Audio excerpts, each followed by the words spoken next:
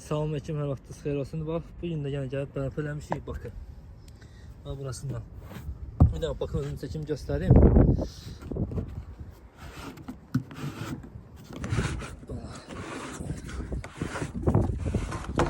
Bax, görürsünüz, baxın, için mamur bağlayıb.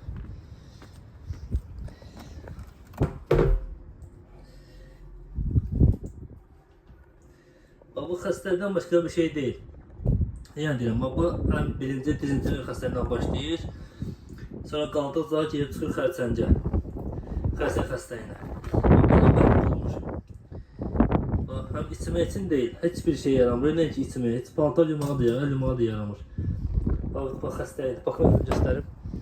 Belə bir baklardır. Yəni müştəri məsləhət gördüyümüz iskat stenkalardır. Silika su çənlərdir. İnşallah bu ekranın arxasınca onu göstərəcək.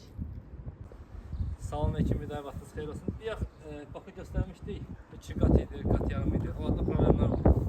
Satlama səbəblərindən inkofi gəlir, onu bağlayır. Onu da qeyd eləmişdim. Yatıb 3 qat stenkalar var. 3 qat stenkalar var, bunlardır. Silika. Bu ne içiydi? Hava çıkma. O hava çıkma çıxdı. Bu bakda sıxılıq olanda bu bakın havasını çıxardır. Yəni sıxılıq olur, patlaması. Nasıl olduğunda şeyle patlamamak için. Olur. İslamın simvoludur, ulduz. Göstərək.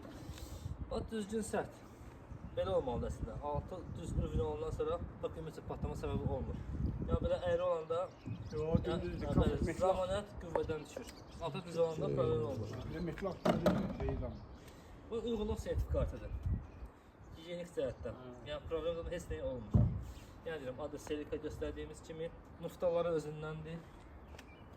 Bu tutacağıdır. Bakın arka səsidir bu. Bu qabaq səsidir. Bir tane paprolog koyalım bundan değil. Ələm, evet. Paprolog da bir qoysun əla. Qabağını göstərək. Nuftalar özündəndir. Pres formada. Bax 3 dənədir. Yuxarıda aşağıda. Orada var dərəcələrini göstərir. 300, 600, 900, 1200, 1500, 800, 2000. Evet, bir dənə bakın içində göstərək. Zəmatımızı yaxınlaş. Bakın bunun içini göstərək. Bax, stenkadır. Burada bax qatlar görsənir. Ağ, göy, ağ. Yok bu yaxşı olar. Bakıda apelek bütün ünvanlara göndəririk. Satdırması pulsuzdur. Rayonlar da göndəririk. Fərq yoxdur, Qarabağ olsun ya başqa regiondan olsun, fərq eləmir. Bağın zəhmət olsa. Burada Bakının kəndlərindən biri Raman kəndidir. Xeyirli olsun, Allah xeyirli versin. Sağ ol, sağ ol. Axın get oğlan bu bit.